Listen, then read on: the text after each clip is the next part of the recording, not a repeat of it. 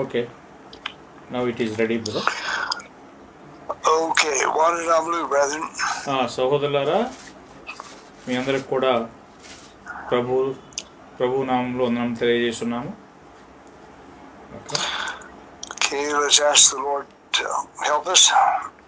దేవుడు మనకు తోడుగా ఉన్నట్లుగా మనం దేవుని యొక్క సహాయాన్ని కోరుకుందాము, ప్రార్థన చేసుకుందాం. సర్వోన్నతమైన స్థలములలో నివాసం చేస్తూ నీతి న్యాయములతో పరిపాలన చేస్తున్న మా నీతిగల గొప్ప తండ్రి, ఈ యొక్క రాత్రికాల సమయాన్ని బట్టి మీకు స్తుతులు స్తోత్రాలు చెల్లిస్తున్నాం. మా తండ్రి, గడిచిన పగలంతా మీ దయచేత, మీ యొక్క కాపుదల చేత, మీ యొక్క ఆశీర్వాదం చేత మమ్మల్ని కాపాడి, మరి ఈ రాత్రికాల సమయంలో మిమ్మల్ని స్తుతించుకునేటువంటి ధన్యతను మాకు ఇచ్చినందుకై మేమెంతో రుణపడి మీకు కృతజ్ఞతాస్తుతులు చెల్లిస్తున్నాం. ప్రత్యేకంగా మా తండ్రి, మీ కుమారుడైన యేసుక్రీస్తు యొక్క మరి అద్భుతాలు, ఆయన చేసినటువంటి అద్భుతమైన జ్ఞానమైనటువంటి బోధనలను మేము విన్నట్లు మీరు మా జీవితంలో దయచేసినటువంటి యొక్క గొప్ప భాగ్యాన్ని బట్టి మేము ఎంతగానో స్తుతిస్తున్నాము, పొగుడుచున్నాం. ప్రత్యేకంగా ఇటు కార్యాలను మా తండ్రి మాకు బోధిస్తున్నటువంటి మీ యొక్క ప్రియమైన దాసులు మా సహోదరులు డెనిస్ జాన్సన్ గారిని, వారి కుటుంబాన్ని, వారు చేస్తున్న పరిచర్యను దీవించండి. మంచి ఆరోగ్యంతో, బలంతో సహోదరులను నింపండి. అలాగే ఇటు అద్భుతమైనటువంటి వాక్యాలను మేము వింటుండగా మాకు కావలసినటువంటి మంచి జ్ఞానంను, వివేకమును దయచేయగలని ఈ సన్నిధానంలో మొరపెట్టుచున్నాం. మా తండ్రి, వింటున్నటువంటి ప్రతి బిడ్డను, వారి కుటుంబాలను, వారు చేస్తున్న పరిచర్యను మీరు దీవించాలని మీ యొక్క మీ యొక్క సన్నిధానంలో మొరపెట్టుచు ప్రతిలాడుచు ఉన్నా. ప్రత్యేకంగా మా తండ్రి, ఈ యొక్క దిన తరగతిలో మీరు ప్రారంభం నుంచి ముగింపు వరకు తోడుగా ఉండి నడిపించగలరని మా ప్రభువును రక్షకుడైన యేసుక్రీస్తు నామములో ప్రార్థన చేసి వేడుకొనుచున్నాము తండ్రి. ఆమేన్. Okay. All right, we're talking about Luke and what to pray for in Luke the 11th chapter. లూకా 11వ అధ్యాయంలో దేని కొరకు లేదా ఏ విధంగా మనం ప్రార్థన చేయాలి అనేటువంటి విషయాలపై మనం మాట్లాడుతూ ఉన్నాము. Let's read Luke 11:1-4. లూకా 11వ అధ్యాయము 1 నుంచి 4 వచనాలు చదువుదాము. ఆయన యొక్క చోట ప్రార్థన చేయుచుండెను. ప్రార్థన చాలించిన తరువాత ఆయన శిష్యుల్లో ఒకడు, ప్రభువా, యోహాను తన శిష్యులకు నేర్పినట్టుగా నాకును ప్రార్థన చేయ నేర్పమని ఆయన్ని అడిగాను. అందుకు ఆయన, మీరు ప్రార్థన చేయనప్పుడు, తండ్రి, నీ నామము పరిశుద్ధపరచబడును గాక, నీ రాజ్యము వచ్చును గాక, మాకు కావలసిన అనుదిన ఆహారము దినదినము మాకు దయచేయము, మేము మాకిచ్చి ఉన్న ప్రతి వాణిని క్షమించుచున్నాము గనుక మా పాపములను క్షమించుము, మమ్మను శోధనలోనికి తేకము అని పలుకుడని వారితో చెప్పాను. Okay, so they saw Jesus pray.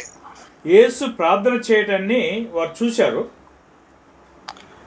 And when he stopped praying, then his disciples approached him. What, brother? Sorry?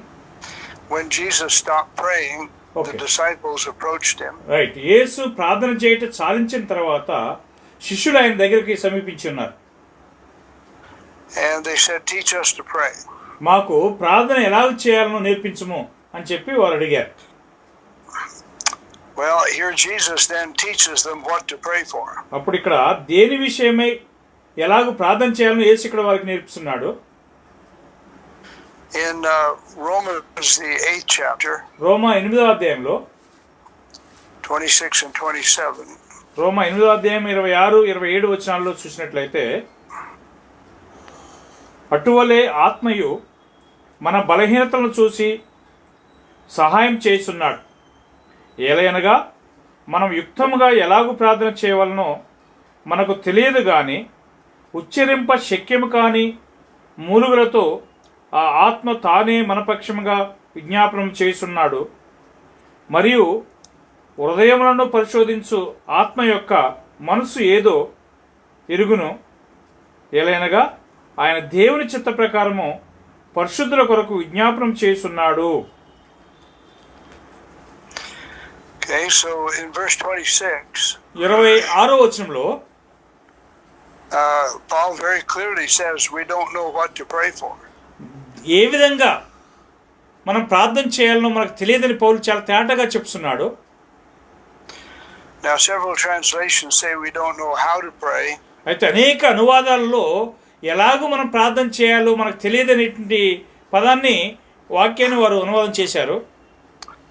But the Greek here says we don't know what to pray for. ఇక్కడ తెలుగులో కూడా ఎలాగని ఉంది కానీ దేని విషయమై ప్రార్థన చేయాలనో అనేటువంటిది గ్రీక్ భాష ప్రకారం చెప్పబడింది. And in the Greek, this word is T, which is tis. చూడండి, గ్రీక్లో టీ అనేటువంటి పదం ఉన్నదట. అది what is the meaning of the T? Is TIS in the Greek. గ్రీక్లో TIS అనేటువంటి పదము ఉపయోగించబడింది. 5100. అది 5100 దాని యొక్క number, Strong's number. And it's translated who, which, or what. చూడండి, ఎవరు, దేనిని, ఏమిటి అనేటువంటి విధాలలో ఆ యొక్క పదం యొక్క అనువాదం ఉన్నది. So it's not translated how at any time. ఎప్పుడు కూడా ఎలాగూ అనేటువంటి పదము అక్కడ అనువాదం చేయబడలే. So some of our translators have put their own thought in instead of the word of God. అక్కడ దేవుని వాక్యానికి బదులుగా మన యొక్క అనువాదకులలో ఎవరో ఒక ఆయన ఏం చేశాడంటే తన సొంత మాటలు పెట్టాడు ఇక్కడ. So Paul includes himself. He doesn't know what to pray for. పౌలు తన్ను కూడా కలుపుకొని చెప్తున్నాడు. దేని విషయమై మనం ప్రార్థన చేయాలనో మనకు తెలియదు అని చెప్తున్నాడు. Well, remember, all truth had not been revealed here. ఈ సమయంలో సర్వసత్యం అనేది ఇంకనూ బయలుపరిచి ఉండబడలేదు. But then he continues there, we ought to know what to pray for. మరలా దేని విషయమై మనం ప్రార్థన చేయాలనో తెలుసుకోవాల్సినటువంటి వారమై ఉన్నామని కింద చెప్తూ ఉన్నాడు ఆయన. So here in Luke, the Lord shows us, Luke 11, he shows us what to pray for.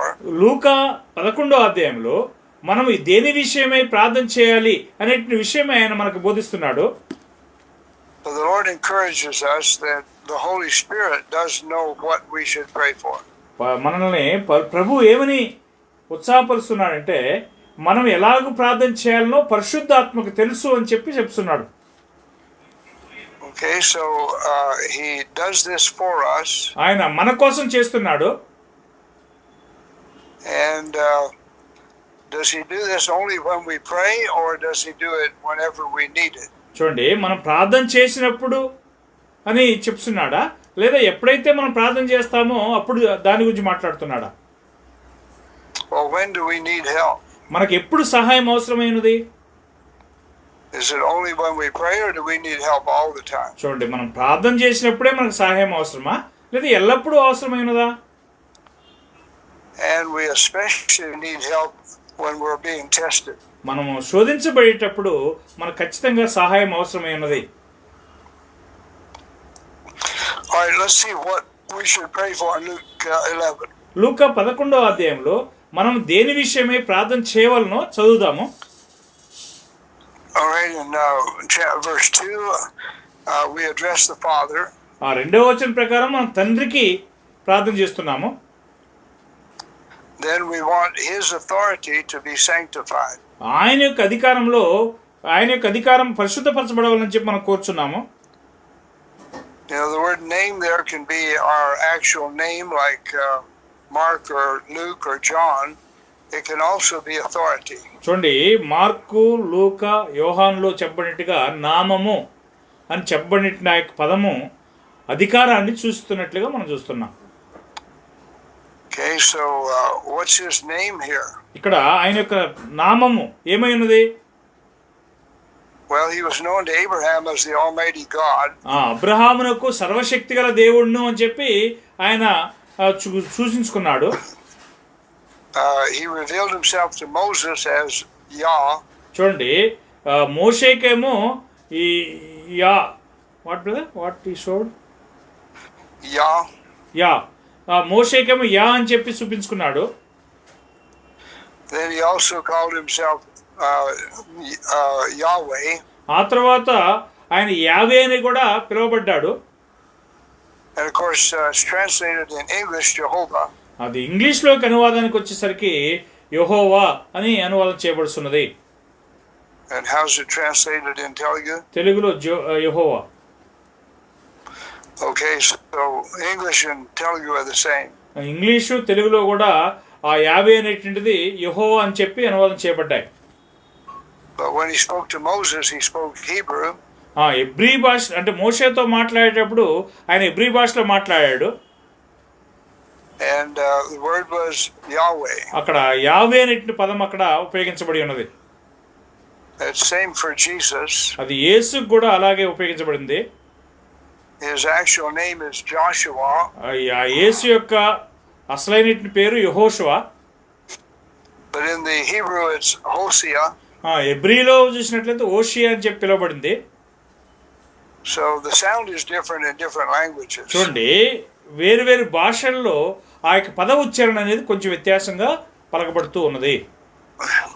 But that's not what he's saying should be hallowed here. It's his authority. చూడండి, ఇక్కడ ఆ యొక్క పేరు పరిశుద్ధపరచబడిన గాక అని చెప్పి మాట్లాడలే, ఆయనకు అధికారం పరిశుద్ధపరచబడిన గాక అని చెప్పి ఉపయోగించడం జరిగింది. And if his name is sanctified by all men will do what he says. చూడండి, ఆయన యొక్క నేమ్, ఆయన యొక్క పేరు అనేది పరిశుద్ధపరచబడినట్లయితే సమస్త మనుషులు ఆయన చిత్తం చేయవలసినటువంటి వారై ఉన్నారు. So we're telling the Father here, we would like your name to be respected and honored by all men. తండ్రితో మనం ఏం చెప్తున్నామంటే, మీ యొక్క అధికారాన్ని లేదా మీ నామాన్ని మనుషులందరి చేత మరి గౌరవింపబడాలని చెప్పి కోరుచున్నట్టుగా చెప్తున్నాం. Well, what would happen in this world if God's authority were obeyed all the time? ఈ యొక్క లోకంలో సమస్త సమయంలో కూడా, అన్ని సమయంలో కూడా దేవునికి అధికారమే మయంపరచబడితే ఏమవుతుంది? That'd be a beautiful world. అద్భుతమైనటువంటి ఒక ప్రపంచంగా ఉంటుంది కదా. Then second part to pray for. రెండవ భాగము, ప్రార్థన చేయాల్సిన రెండో భాగము, thy kingdom come. మీ యొక్క రాజ్యం వచ్చును గాక అని చెప్పి అక్కడ చేయబడి ఉన్నది. Well, the kingdom had not come when Jesus was speaking this prayer. ఈ యొక్క వాక్యాలను యేసు మాట్లాడేటప్పుడు రాజ్యము వచ్చి ఉండలేదు. So they could pray for the kingdom to come. ఆ యొక్క రాజ్యము రావాలని చెప్పి వారు అక్కడ ప్రార్థన చేయగలిగి ఉన్నారు, చేసి ఉన్నారు. But can we pray for the kingdom to come when it's already here? ఇప్పుడు రాజ్యం ఇక్కడే ఉండగా మనం ఆ యొక్క రాజ్యం కోసం ప్రార్థన చేయొచ్చా? We can pray the kingdom will be blessed and expanded or glorified. చూడండి, ఇప్పుడు మనం ఏం చేయొచ్చు అంటే రాజ్యం విస్తరింపబడాలని, ఆ యొక్క రాజ్యము ఆస్వాదించబడాలని, ఆ రాజ్యము అభివృద్ధి పొందాలని చెప్పి మనం ప్రార్థన చేయొచ్చు. Of course, the denominations don't believe the kingdom has come, so they say thy kingdom come. మత్స్యకల వారికి ఆ రాజ్యం వచ్చింది అనే విషయం నమ్మరు కాబట్టి మీ రాజ్యం వచ్చును కాక అని చెప్పి ఇప్పటికనూ ప్రార్థన చేస్తున్నారు. Well, who can stop it from coming? అది రావడాన్ని గురించి అంటే రావడం నుంచి ఎవరు ఆపగలరు దాన్ని?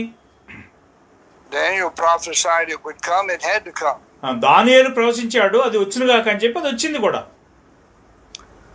So we'll see in a minute why we pray that. మనం ఎందుకు అలాగ ప్రార్థన చేస్తున్నాము అనేటువంటి విషయాన్ని కొంచెంసేపు మనం ఆలోచన చేద్దాము. Then thy will be done in heaven so on earth. చూడండి, మీ యొక్క పరలోకమందును భూమి మీదను మీ చిత్తం నెరవేరును గాక అని చెప్తున్నాడు. Well, that's somewhat like hallowed be thy name. అది ఎలాగున్నదంటే మీ యొక్క నామము పరిశుద్ధపరచబడును గాక అని చెప్పినట్లుగా ఉన్నది. So if God's will is done on earth like it is in heaven, everybody would obey. దేవుని యొక్క చిత్తం పరలోకమందు నెరవేరినట్లుగా భూమి మీద కూడా నెరవేరినట్లయితే అందరూ కూడా ఆయనకు లోబడతారు. Are all men going to obey? Is that possible? అందరూ కూడా లోబడటానికి అవకాశం ఉన్నదా? అది సాధ్యమవుతుందా? It doesn't look like it. అది అలాగూ కనపట్టలేదు. So why pray for something impossible? అసాధ్యమైనటువంటి కార్యం కోసం ఎలాగో మనం ఎందుకు ప్రార్థన చేయాలి? All right, then give us this day our daily bread. Or మా day by అనుదిన day. ఆహారం దయచేయము అని చెప్పి ప్రార్థన చేయవలసినటువంటి అవసరం ఉంది. Okay, we can understand that quite well. అప్పుడప్పుడు దాన్ని మనం అర్థం చేసుకోగలం బాగానే. But when we've already got the food, should we ask God to give it to us? మనకు ముందుగానే మనకి ఆహారం ఉన్నదనుకోండి, మనం దేవుణ్ణి ఆహారం అనుగ్రహించమని చెప్పి అడగొచ్చా? And again, we'll understand that, why he tells us to pray that way. ఎందుకు ఆ విధంగా ప్రార్థన చేయమని చెప్పి ఆయన కోరుచున్నాడో మనం అర్థం చేసుకోగలము. Then forgive us our sins. మా యొక్క పాపములు క్షమించుము. We all understand that. దాన్ని కూడా మనం అందరం అర్థం చేసుకోగలము. Then we have an argument with God here. అక్కడ దేవునితో ఒక వాదం మనకి ఇక్కడ ఉన్నది. I forgive everyone that sins against me, so you can forgive me for what I sin against you. అక్కడ ఏ విధమైనటువంటి ఆర్గ్యుమెంట్ ఉందంటే, నాకు వ్యతిరేకంగా పాపం చేసినటువంటి వారందరూ నేను క్షమించాను కాబట్టి నా యొక్క పాపాలు నీకు వ్యతిరేకంగా ఉన్న పాపాలను కూడా క్షమించు అని చెప్పి దేవుని అడిగినట్టుగా ఉన్నది. Does he listen to that argument? ఆ యొక్క వాదాన్ని ఆయన అంగీకరిస్తాడా? Yes, and after he tells us the prayer, he says, if you don't forgive men, God won't forgive you. అవును, ఆయన చెప్పిన తర్వాత నీవు మనుషులకు క్షమించకపోతే ఆయన నిన్ను కూడా క్షమించడు. Then the last, second last part. రెండవదిగా చివరి భాగము. Don't lead us into temptation. మమ్మను శోధనలోనికి తేక. Well, who brought Job his temptation? యోబుకి శోధనలు తీసుకొచ్చింది ఎవరు? God drew Satan's attention to Job. దేవుడే సాతాను యొక్క అక్కరనే యోబు మీదకి తీసుకొచ్చాడు. And because God drew attention, the devil then had chance to tempt Job. ఆ తర్వాత సాతాను యొక్క మరి అక్కరని యోబు వైపు తీసుకొచ్చిన వలన సాతానుడు యోబుని శోధించడానికి అవకాశం వచ్చింది. But remember, right after Jesus' baptism, యేసు బాప్తిసం పొందిన వెంటనే గుర్తుంచుకోండి, the Spirit drove him into the wilderness to be tempted for 40 days. ఆత్మ ఆయన అరణ్యంలోనికి 40 దినాలు శోధించబడినట్లుగా కొనిపోయాడు. Now the temptations have to come. ఆ యొక్క శోధన అనేది రావాల్సినటువంటి అవసరం ఉన్నది. But we don't need any unnecessary temptation. ఏ యొక్క అవసరం లేనటువంటి శోధన మనకు అవసరం లేదు. So he tells us, you pray not to be tempted. మీ శోధనలోనికి రాకున్నట్లుగా ప్రార్థన చేయండి అని చెప్పి ఉన్నాడు. Well, he told that to the apostles in the Garden of Eden. In the Garden of Gethsemane, Jesus told the apostles to pray they would not enter temptation. Gethsemane తోటలో శోధనలోనికి మీరు ప్రవేశించొద్దని చెప్పి అపోస్తలులకు ఆయన చెప్పి ఉన్నాడు. Well, if we're not tempted, we won't sin. మనం శోధించబడకపోతే పాపమే చేయం కదా. And again, we'll understand in just a minute. కొద్ది క్షణాలు మనం అర్థం చేసుకుంటున్నాము. Then deliver us from evil. దుష్టునిలో నుంచి మమ్మల్ని విడిపించుము అని అడుగుతున్నా. Well, we're tempted to do evil. మనము కీడు చేయడానికి శోధించబడుతున్నాము. And we need to be delivered from those temptations. ఆ యొక్క శోధనలో నుంచి మనం విడుదల చేయబడవలసిన అవసరం ఉన్నది. And this could be deliver us from Satan. అది సాతానులో నుంచి విడుదల చేయబడవచ్చు. But what does Satan do? సాతానుడు ఏం చేస్తాడు? He's called the tempter. అతను శోధకుడు అని కూడా అతన్ని పిలువబడ్డాడు. That's his job. అతని యొక్క పని అదే. So if we're delivered from the tempter, we won't be tempted. మనము శోధనలో నుంచి అంటే అపవాది నుంచి శోధకుడి నుంచి విడుదల చేయబడినట్లయితే మనకు శోధన ఉండదుక. Okay, he gives us truth that helps explain why we should pray this way. మనం ఈ విధంగా ఎందుకు ప్రార్థన చేయాలి అనే విషయమై ఆయన సత్యాన్ని మనకి ఇస్తున్నాడు. Hebrews the 13th chapter and verse 15. Hebrew 13వ అధ్యాయము 15వ వచనము. రైట్ కొడి.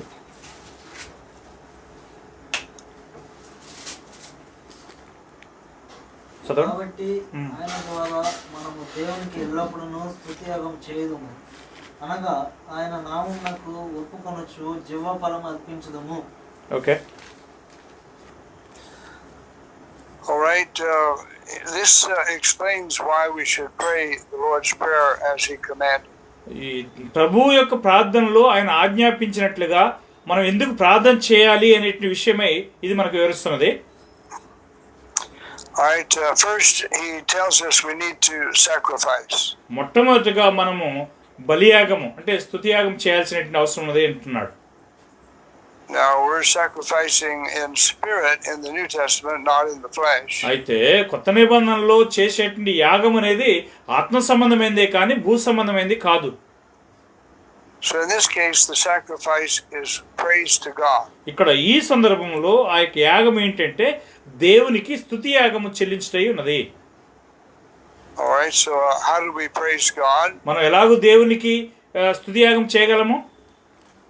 All right. He continues to show us how to praise God in this same verse. ఇదే వచనంలో దేవుని ఎలాగూ స్తుతించగలమో స్తుతి యాగం చేయగలమో చెప్తున్నాడు. And He says it's the fruit of our lips. We understand that. జీవఫలములు అర్పించదము అని చెప్తున్నాడు. ఆ యొక్క జీవఫలం అనేటువంటివి ఏంటి అని మనకు తెలుసు. Okay, so we give praise with our lips. మన యొక్క పెదవులతో స్తుతిస్తున్నాము. Then English says being thankful to His name. అక్కడ ఇంగ్లీష్లో ఏం చెప్పబడిందంటే ఆయన యొక్క నామానికి కృతజ్ఞత తెలియజేయవలసినటువంటి వారమై ఉన్నాము అని చెప్తున్నది. How does it tell you to translate that? Telugu says ఆయన నామమును acknowledging his name. Okay, Telugu's got it right. Telugu సరైనటువంటి విధానంలో అనువాదం చేయబడింది. That's what the Greek says. Greek అదే చెప్తున్నదండి. Well, if we acknowledge His name, do we acknowledge His name as Jesus or Yesu or Joshua? How do we acknowledge His name? ఇప్పుడు ఆయన నామాన్ని ఒప్పుకొనుసు అంటే యేసువా లేకపోతే యెహోషువనా యెహోవానా ఏమని ఒప్పుకొనుచున్నాము? Well, of course, here His name is His authority. గమనించాలి, ఇక్కడ నామము అని అంటే అధికారము అయి ఉన్నది అనేది గమనించండి.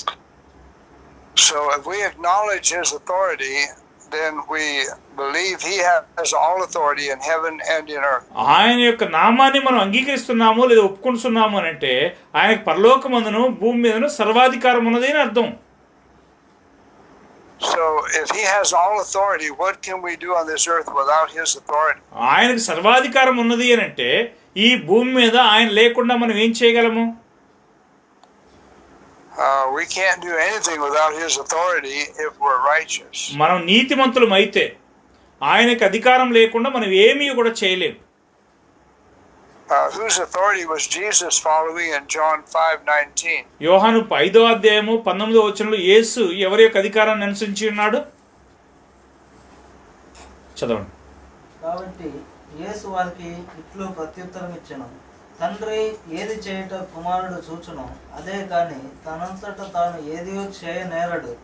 ఆయన వేటిని చేయును వాటినే కుమారుడును అలాగే చేయును. Okay. So whose authority did Jesus do everything He did in? యేసు చేసిన సమస్తం కూడా ఎవరి యొక్క అధికారంలో చేశాడు? He only did what His Father commanded Him to do or showed Him to do. ఆయన యొక్క తండ్రి ఏమైతే ఆజ్ఞాపించాడో లేదా ఏమైతే చేయమని చెప్పి చూపించాడో దాన్ని మాత్రమే చేశాడు ఆయన. Then verse 20. 20వ వచనం కూడా చదవండి అక్కడే. తండ్రి కుమారుని ప్రేమించుచు తాను చేయు వాటి నెల్లను ఆయనకు అగపరుచుకున్నాడని మీతో నిశ్చయముగా చెప్తున్నాను. మరియు మీరు ఆశ్చర్యపడినట్లు వీటి కంటే గొప్ప కార్యంలో ఆయనకు అగపరచును. Okay. So here Jesus only does what He sees the Father do. చూడండి, ఇక్కడ తండ్రి ఏమి చేయుట కుమారుడు అనగా యేసు చూశాడో అదే కానీ తనంతట తాను ఏమీ చేయలేదు. So did Jesus acknowledge the Father's name? యేసు తండ్రి యొక్క నామాన్ని లేదా అధికారాన్ని ఒప్పుకున్నాడా? He did in everything. అన్ని విషయాల్లో ఆయన చేశాడు. And Colossians 3:17 tells us to do the same thing. కొలస్సీ 3:17లో మరి అదే విషయాన్ని మనము చేయాలని చెప్తున్నది.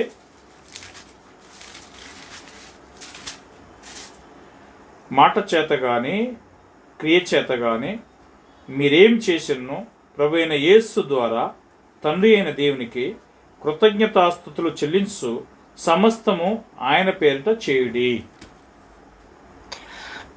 So, if we even speak a word, whose authority should it have? మనం ఒక మాట మాట్లాడాము అని అంటే ఎవరి యొక్క అధికారంతో మాట్లాడవలసినటువంటి వారమై ఉన్నాము? It should be with his authority. మనం ఆయన యొక్క అధికారంతో మాట్లాడాల్సినటువంటి అవసరం ఉన్నది. But how many of us do that? మనలో ఎంతమంది అది చేస్తున్నారు? Well, Jesus did. యేసు చేశాడండి. And whatever the Father wanted, he did. If he didn't know what the Father wanted, he didn't do anything. చూడండి, తండ్రి ఏమైతే చేయాలని చెప్పి కోరుకున్నాడో దాన్నే కానీ ఇంకేది కూడా మరి కుమారుడు క్రీస్తు చేయలేదు. But notice the Father loves the Son, and so he showed him everything that he did. గమనించండి, అక్కడ తండ్రి కుమారుని ప్రేమించాడు కాబట్టి తండ్రి ఏమైతే చేయాలనుకున్నాడో వాటన్నిటిని కూడా కుమారునికి చూపించాడు.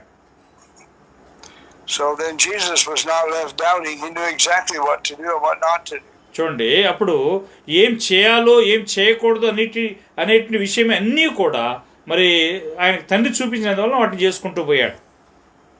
But in Hebrews 13:15, ఈ హెబ్రీయులకు రాసిన పత్రిక 13వ అధ్యాయం 15వ వచనంలో he doesn't emphasize the actual doing of these works. ఈ యొక్క కార్యములు చేస్తున్నట్లుగా ఆయన నొక్కి చెప్పలేదు. He encourages us to speak with our lips. మన యొక్క పెదవులతో జీవఫలాలను అర్పించాలని చెప్పి లేదా మాట్లాడాలని చెప్పి ఆయన కోరుచున్నాడు. And that's acknowledging his authority. అదేంటి అని అంటే ఆయన యొక్క అధికారాన్ని ఒప్పుకోవటమై ఉన్నది. Well, if we acknowledge his authority, then chances are we know we should obey that authority. అప్పుడు మనం ఆయనకు అధికారాన్ని ఒప్పుకున్నట్లయితే మనం దానికి లోబడాలనే విషయానికి లోబడాలనే అవకాశం మనకు ఉంటుంది. All right, let's see in Luke 11 how each of these acknowledges God's authority. ఈ యొక్క వీరందరూ కూడా దేవుని యొక్క అధికారాన్ని ఏ విధంగా ఒప్పుకున్నారో మనం చూద్దాము. లూకా 11వ అధ్యాయానికి పోదాం.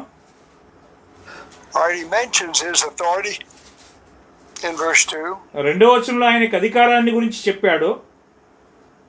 And he asks for that authority to be set apart, to be sanctified. అప్పుడు ఆ యొక్క అధికారము ఆయన కోసం ప్రతిష్ఠించబడాలని చెప్పి కోరి ఉన్నాడు. Now, is that ever going to happen with all men? ఇది మనుషులందరూ కూడా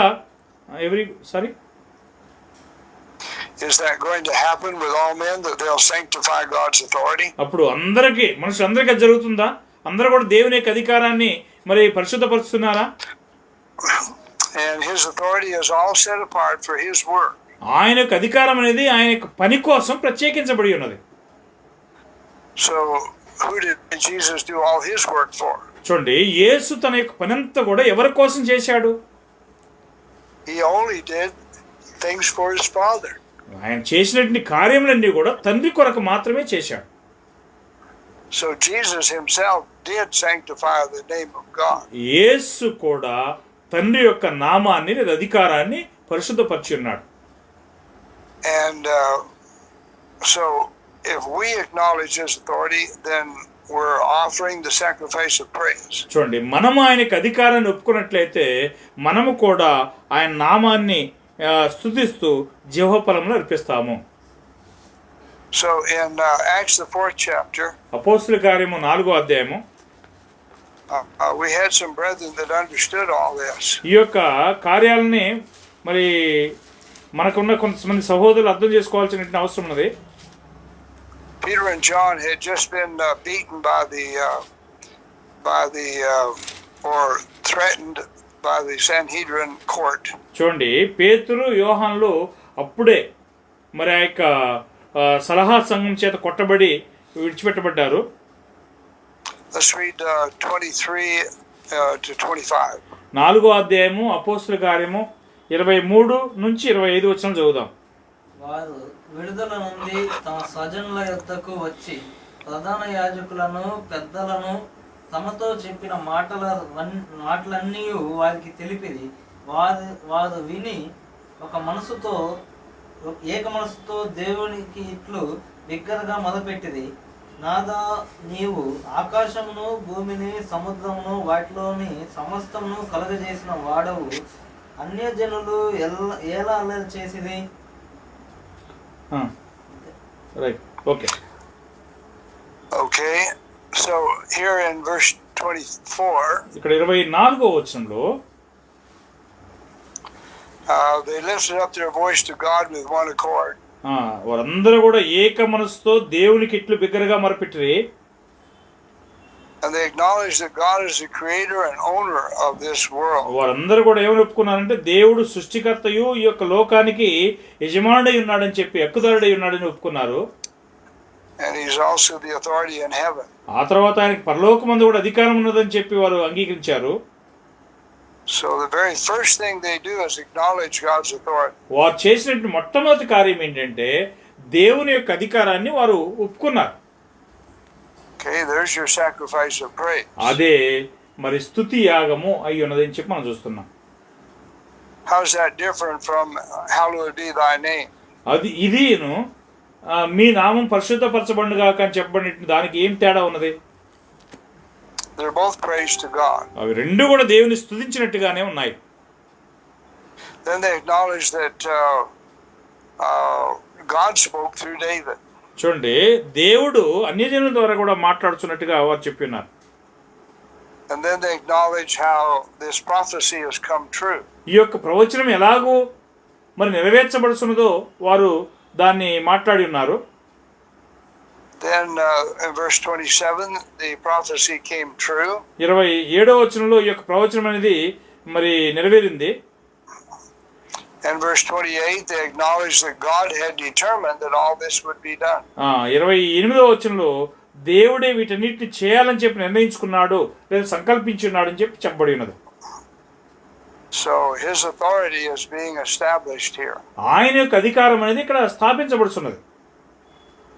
So through this whole prayer, they're acknowledging that God is the one who has all authority. చూడండి, ఈ యొక్క ప్రార్థన అంతట్లో కూడా దేవుడు మాత్రమే సర్వాధికారాన్ని కలిగినటువంటి వాడై ఉన్నాడని చెప్పి చూపిస్తున్నది.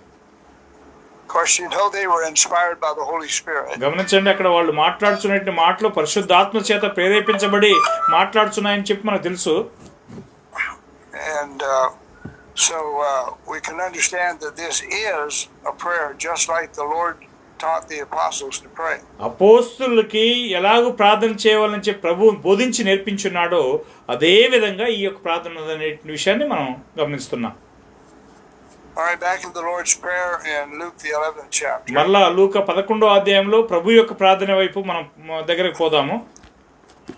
Thy kingdom come. మీ యొక్క రాజ్యం వచ్చును గాక. Well, whose authority was going to establish the kingdom? రాజ్యం అనేది ఎవరి యొక్క అధికారం చేత స్థాపించబడబోతున్నది? Whose authority continues to keep that kingdom strong? ఆ యొక్క రాజ్యం అనేది ఎల్లప్పుడూ కూడా బలపరచబడినట్లుగా ఎవరి యొక్క అధికారం అవసరమైనది? God's the one doing all these things. వీటన్నిటిని కూడా దేవుడే చేయవాడై ఉన్నాడు. So we can pray that God's kingdom will flourish and grow well. దేవుని యొక్క రాజ్యం అనేది వృద్ధి పొంది చాలా విస్తారంగా విస్తరించాలనేది మనం ప్రార్థన చేయొచ్చు. Well, that acknowledges that God's the one that has authority to do that. అది ఏమని ఒప్పుకున్నట్టుగా అవుతున్నదంటే దేవుడు మాత్రమే దాన్ని విస్తరింప చేయగలవాడై ఉన్నాడనే విషయాన్ని ఒప్పుకున్నట్టుగా చేస్తున్నది. Then the next part. తర్వాత భాగము Thy will be done as in heaven so in earth. పరలోకమందు మీ చిత్తం నెరవేరినట్లుగా భూమి మీద కూడా నెరవేరును గాక. Well, the angels follow God's authority. దేవదూతలు కూడా దేవుని యొక్క అధికారాన్ని అనుసరించారు. And if an angel doesn't follow God's authority, he's taken and cast out. చూడండి, ఒక దూత దేవుని యొక్క అధికారాన్ని అనుసరించకపోతే ఆ యొక్క దూత వెలగొట్టబడతాడు. So God's will is fully being done in heaven. పరలోకమందు దేవుని యొక్క చిత్తం పూర్తిగా నెరవేర్చబడి ఉన్నది. We'd like to see that happen on earth too. అదే విధంగా భూమి మీద కూడా దేవుని చిత్తం నెరవేరినట్లుగా మనం ఎదురు చూడవలసిన అవసరం ఉన్నది. So are we agreeing to his authority when we say his will be done? ఆయన యొక్క చిత్తం నెరవేరినట్లుగా మనం చెప్తున్నాము అని అంటే అది ఆయన అధికారాన్ని ఒప్పుకుంటున్నామా? Then give us this day our daily bread. మా అనుదిన ఆహారాన్ని మాకు దయచేయము. Who has the authority and the power to give us bread? మనకు ఆహారం ఇచ్చేటువంటి అధికారము శక్తి ఎవరికున్నది? Who has authority and power to make that grain grow so we can have bread? అయితే మనము ఆహారం పొందినట్లుగా ఆ యొక్క ఆహారపు ధాన్యాన్ని అంటే ఆ మొక్కల్ని మరి పచ్చగా పెంచినది ఎవరై ఉన్నారు? So every good and perfect gift comes from above. శ్రేష్టమైన ప్రతివి సంపూర్ణమైన ప్రతి వరమును పరసంబంధమైనటువంటి దేవుని యొద్ద నుంచి వస్తున్నది. So we're acknowledging his authority to give us food. మనము ఆయన యొక్క అధికారాన్ని ఒప్పుకోవడం ఆహారాన్ని పొందినట్లు ఆయన యొక్క అధికారాన్ని ఒప్పుకోవాల్సినటువంటి వారమై ఉన్నాం. The same for forgiveness of sin. ఆ తర్వాత మన పాప క్షమాపణ గురించి కూడా అలాగనే ఉన్నది. God's the one who has authority to forgive sin. పాపాలను క్షమించేటువంటి అధికారం దేవునికి మాత్రమే ఉన్నది. Now he's given that power to Christ. ఇప్పుడు ఆయన ఆ అధికారాన్ని క్రీస్తుకి ఇచ్చి ఉన్నాడు. So we're again acknowledging the authority that God gave to Christ. ఆ తర్వాత మరి దేవుడు క్రీస్తుకి ఇచ్చినటువంటి అధికారాన్ని మనం ఇప్పుడు ఒప్పుకుంటున్నాము. And Jesus said, all authority has been given to me in heaven and in earth. సర్వాధికారం పరలోకమందును భూమి మీదను నాకు సర్వాధికారం ఉన్నది ఇవ్వబడి ఉన్నది అని చెప్పి యేసు చెప్పి ఉన్నాడు. Then don't lead us into temptation. అలాగే శోధనలోనికి తేనీయకము. So who has full authority over our temptation? మన యొక్క శోధనలన్నిటిపైన ఎవరికి అధికారం ఉన్నది? God does. దేవునికే ఉన్నది. And who has authority to stop Satan in the last part? ఆ యొక్క సాతాన్ని మరి ఆప్ చేయగలిగే అధికారం ఎవరికి ఉన్నది చివరి భాగంలో? So in all of these things we're acknowledging God's authority. వీటన్నిటిలో కూడా మనం దేవుని యొక్క అధికారాన్ని ఒప్పుకుంటున్నాము. And so that's the fruit of our lips. అదే మన యొక్క జిహ్వఫలాలు అయి ఉన్నాయి. God accepts this acknowledgement as his praise. చూడండి మన యొక్క మరి స్తుతి యాగాన్ని దేవుడు అంగీకరిస్తున్నాడు. Okay, in Colossians 3:17 we read that, sorry. In Matthew 6. మత్తయి 6వ అధ్యాయము. We find two editions here in 9 to 13. ఇక్కడ 9 నుంచి 13 వచనాల్లో రెండు భాగాల్లో మనం చూస్తున్నాము మత్తయి 6వ అధ్యాయంలో. Let's read verse 9. 9వ వచనం చూద్దాం మత్తయి 6వ అధ్యాయము. కాబట్టి మీరిలాగు ప్రార్థన చేయుడి. చదువు కూడా. పరలోకమందున్న మా తండ్రి, నీ నామము పరిశుద్ధపరచబడును గాక, నీ రాజ్యము వచ్చును గాక, నీ చిత్తము పరలోకమందు నెరవేర్చునట్లు భూమి యందును నెరవేరును గాక. Okay. Okay, so after this manner you pray. చూడండి ఈలాగు మీరు ప్రార్థన చేయుడి. So do we have to pray in the same words or in the same manner? ఇదే విధముగా మనం ప్రార్థన చేయాలనా లేకపోతే ప్రభు ఏ పదాలను అయితే ఉపయోగించాడో ఆ పదాలనే మనం ఉపయోగించాలనా? So in any way that we offer, that we acknowledge his authority, we're offering the sacrifice of praise. చూడండి మనం ఆయనకు అధికారాన్ని ఏ విధంగా అయితే మరి ఒప్పుకుంటున్నామో అలాగూ ఆయనకు స్తుతియాగం చెల్లిస్తున్నాం. And then in the last verse 13, 13వ వచనంలో he says, thine is the kingdom, the power, and the glory forever. రాజ్యము ఘనత మహిమ ప్రభావం నీకే చెల్లును గాక అని అంటున్నాడు. All right. Sorry. Let me look at that here. Okay. All right. So, thine is the kingdom. Does that acknowledge authority? అక్కడ రాజ్యము మీది అని చెప్పినప్పుడు ఆయనకి రాజ్యాన్ని లేదా ఆయనకి అధికారాన్ని ఒప్పుకున్నట్టు అవుతుందా? Well, they just prayed, thy kingdom come. Whose kingdom is this? మీ యొక్క రాజ్యం వచ్చును గాక అని చెప్పి వారు ప్రార్థన చేశారు కాబట్టి అది ఎవరి యొక్క రాజ్యం అయినది? They tell God, your kingdom come. దేవునితో వారు ఏం చెప్తున్నారంటే మీ రాజ్యం వచ్చును గాక. So they're acknowledging then that God has authority in this kingdom. ఈ యొక్క రాజ్యములో దేవునికి అధికారం ఉన్నట్లుగా వారు ఒప్పుకొనుచున్నారు. And they acknowledge that all the power that exists comes from God. He's the creator. ఆయన సృష్టికర్త అయినందువలన సర్వ అధికారం కూడా దేవుని యొద్ద నుంచి వస్తున్నట్టుగా వారు ఒప్పుకొనుచున్నారు. And God is the one that deserves all glory. చూడండి, దేవుడే సమస్త మహిమను ఇచ్చేటువంటి వాడై ఉన్నాడు, మహిమకు పాత్రుడై ఉన్నాడు. Okay, so again, all of these things in the Lord's Prayer are acknowledging His authority. ఈ యొక్క ప్రభు ప్రార్థనలో చెప్పబడిన కార్యములన్నింటిని కూడా ఆయన యొక్క అధికారాన్ని ఒప్పుకునేటువంటి కార్యములై ఉన్నాయి. Okay, so that tells us what to pray for. అది దేని విషయమై మనం ప్రార్థన చేయాలి అనే విషయాన్ని మనకు చెప్తున్నది. Okay, so all of that praying then is acknowledging His authority. ఆయన యొక్క ప్రార్థనలో మరి మనం చేసేటువంటి కార్యములన్నీ కూడా ఆయన యొక్క అధికారాన్ని ఒప్పుకున్నట్టు గురించి మాట్లాడుతున్నాయి. And what do we ask for? మనం దేని గురించి అడగాల్సినటువంటి అవసరం ఉన్నది? We ask for food for ourselves. మనకి ఆహారం కోసం మనం అడగవలసినటువంటి అవసరం ఉన్నది. And we ask for forgiveness for ourselves. మన యొక్క పాప క్షమాపణ కోసం మనం అడగాల్సినటువంటి అవసరం ఉన్నది. And we ask for ourselves not to be led into temptation. మనల్ని శోధనలోనికి తేకుండా కాపాడవాలని చెప్పి అడగవలసినటువంటి అవసరం ఉన్నది. And we're asking Him to be delivered from Satan. ఆ తర్వాత సాతానులో నుంచి విడుదల చేయబడినట్లుగా, విడిపించబడినట్లుగా మనం ప్రార్థన చేయాల్సినటువంటి అవసరం ఉన్నది. Okay, so that's what to pray for. ఆ విధంగా దాని కొరకే మనం ప్రార్థన చేయాలి. Now we're looking at Luke 11 again, మళ్ళా లూకా 11వ అధ్యాయానికి పోదాము. verses 5 through 8. ఇప్పుడు 5 నుంచి 8 వచనాలు చదవండి. మరియు ఆయన వారితో ఇట్లనెను, మీలో ఎవరికైనా ఒక స్నేహితుడు ఉండగా అతడు అర్ధరాత్రి వేళ ఆ స్నేహితుని వద్దకు వెళ్ళి, స్నేహితుడా, నాకు 3 రొట్టెలు బదులిమ్ము. నా స్నేహితుడు ప్రయాణం చేయుచు మార్గంలో నా యొద్దకు వచ్చి ఉన్నాడు. అతనికి పెట్టుటకు నా యొద్ద ఏమీ లేదని అతనితో చెప్పిన ఎడల అతడు లోపలనే ఉండి, నన్ను తొందర పెట్టవద్దు, తలుపు వేసి ఉన్నది, నా చిన్నపిల్లలు నాతో కూడా పండుకొని ఉన్నారు, నేను లేచి ఇయ్యలేనని చెప్పునా. Okay, Okay, so this is how we should pray. మనము ప్రార్థన చేయవలసిన విధము ఇలాగే ఉన్నది. This man in verse 5 has a need. చూడండి, ఈ యొక్క 5వ వచనంలో ఉన్నటువంటి మనుషునికి ఒక అవసరం ఉన్నది. It's not his need, but it's need for a friend. అది ఆయన యొక్క అవసరం కాదు, అతని స్నేహితుడి కోసం అవసరం ఉన్నది. So the friend has come, he needs something to eat. ఒక స్నేహితుడు వచ్చినప్పుడు అతనికి ఏదో ఒకటి తినడానికి కావాల్సిన అవసరం ఉన్నది కదా.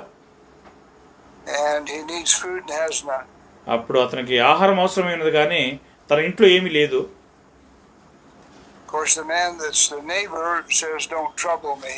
చూడండి, ఆ యొక్క పొరుగువాడు ఏమన్నా అంటే నన్ను ఇబ్బంది పెట్టొద్దు అని చెప్పన్నాడు. We're all in bed, don't bother me. మేము ముందుగానే పడుకున్నాం కాబట్టి మమ్మల్ని బాధించొద్దు అని చెప్పన్నాడు. And verse 8, he says, the first friend is going to be continually asking. ఈ యొక్క మొదటి స్నేహితుడు 8వ వచనంలో మానక అడుగుచూ ఉన్నాడు. And finally, this man who's in bed will get up and give him food. చివరిగా ఆ యొక్క పడక మీద ఉన్నట్టు ఆ యొక్క మనుషుడు లేచి చివరికి ఆ యొక్క ఆహారాన్ని ఇవ్వడానికి సిద్ధపడ్డాడు. And the reason is because the man just keeps on asking. అక్కడ కారణం ఏంటంటే ఆ మనుషుడు మాటికి అడుగుతున్నందువలన ఇచ్చాడు. So the Lord makes promises about our prayers. మన యొక్క ప్రార్థనల గురించి ప్రభువు మనకి వాగ్దానం చేశాడు. Let's read Luke 11, 9 to 13. లూకా 11వ అధ్యాయం 9 నుంచి 13 వచనం చదువుదాం. అటువలే మీరును అడుగుడి, మీ క్రియను బట్టి మీకు ఇయ్యబడును, నీకియ్యబడును. వెదకుడి, మీకు దొరుకును. తట్టుడి, మీకు తీయబడును. అడుగు ప్రతివానికి ఇయ్యబడును, వెదుకువానికి దొరుకును, తట్టువానికి తీయబడునని మీతో చెప్పుచున్నాను. మీలో తండ్రి అయిన వాడు తన కుమారుడు చేపనడిగితే చేపకు ప్రతిగా పామునిచ్చున, గడ్డినడిగితే గుడ్డునడిగితే తేలు నిచ్చునా. కాబట్టి మీరు చెడ్డవారు ఇండియు మీ పిల్లలకు మంచి ఈవులు నెరిగి ఉండగా, పరలోకమందున మీ తండ్రి తన్ను అడుగు వారికి పరిశుద్ధాత్మను ఎంత నిశ్చయముగా అనుగ్రహించును. Okay, so promise, if we seek, we'll find. వాగ్దానం ఏంటంటే మనం అడిగితే మనం పొందుతాము, అది వెతికితే పొందుతాము. If you ask, he'll give it to you. మనం అడిగినట్లయితే ఆయన మనకి ఇస్తాడు. And if you knock, it'll be opened. మనం తట్టినట్లయితే తీయబడుతుంది. So then he makes it very clear in verse 10. ఆ 10వ వచనంలో చాలా తేటగా చెప్తున్నాడు ఆయన. Everyone that asks receives. అడుగు ప్రతివాడు కూడా పొందును అంటున్నాడు. So is there any courage for us to ask God for anything? దేవుణ్ణి ఏదైనా అడగటానికి మనకి ఏదైనా ధైర్యం అవసరమా? Do we have any courage to seek for God's wisdom and understanding? దేవుని యొక్క జ్ఞానము వివేకమును మనం వెతకటానికి మనకు ధైర్యం ఏమైనా కావాలనా? Is there any question he'll give us opportunities to serve if we knock? మనం ఆయన తట్టినట్లయితే మనకి ఆయన సేవ చేసే అవకాశం ఏదైనా ఇస్తాడనేటువంటి అవకాశం ఉన్నదా? Then he argues. మళ్ళా వాదిస్తున్నాడు ఆయన. We know how to give good gifts to our children. మన పిల్లలకు ఎలాగో మంచి ఈవులు ఇయ్యాలనో మనకు తెలియదు అని అంటున్నాడు. Does God know how to give good gifts to his children? దేవుని యొక్క పిల్లలకు దేవుడు మరి మంచి వరాలు ఇవ్వటం ఆయనకు తెలుసా? And then we'll not stop here at this verse. ఈ యొక్క వాక్యంలో మనం ఇప్పుడు ఆప్ చేయబోతున్నాము. Verse 13. 13వ వచనంలో he says your heavenly Father knows how to give the Holy Spirit to those that ask. తన అడుగు వారికి పరిశుద్ధాత్మను ఇచ్చుటది ఆయనకి తెలియను అంటున్నాడు. Okay, Lord willing, we'll continue that on Monday. ప్రభు చిత్తమైతే సోమవారమున ఈ యొక్క అంశాలను మనం మరలా చూద్దాము. Shall we pray? ప్రార్థన చేసుకుందాము. పరిశుద్ధ తండ్రి, పరలోకంలో నివాసం చేస్తున్న ప్రేమగల మా గొప్ప తండ్రి, మరి ఈ సమయంలో మేము ఎంతో చక్కటి వర్తమానాలను మరి లూకా రాసినటువంటి అంశాలను మేము చదివి ఉండగా మా తండ్రి మాకు బోధించినటువంటి మీ దాసుల్ని మీరు ఆస్వాదించి బలపరిచి మంచి ఆరోగ్యం ఇవ్వండి. విన్నటువంటి సహోదరి సహోదరులను మీరు ఆస్వాదించి మంచి ఆరోగ్యం ఇవ్వండి. ఈ రాత్రికాల సమయంలో మంచి ఆదరణ, సమాధానం, నిద్రను దయచేయండి. మీ చిత్తమైతే మేము ఇటు వాక్యాలను అనుదినం వింటూ నేర్చుకున్నట్టు మాత్రమే కాకుండా వాటిని మా జీవితాలు అనుసరిస్తూ వాటిని ఇతరులకు బోధించేటువంటి వారుగా ఉంటూ సాయం చేయగలని, మహిమ ఘనత ప్రభావాలు మీరు పొందగలని మా ప్రభువును రక్షకుడైన యేసుక్రీస్తు నామములో ప్రార్థన చేసి వేడుకొనుచున్నాము తండ్రి. ఆమేన్. వందనాలండి అందరికీ. Brethren. సహోదరులారా, మీ అందరికి కూడా ప్రభువు నామములో వందనములు తెలియజేస్తున్నాము.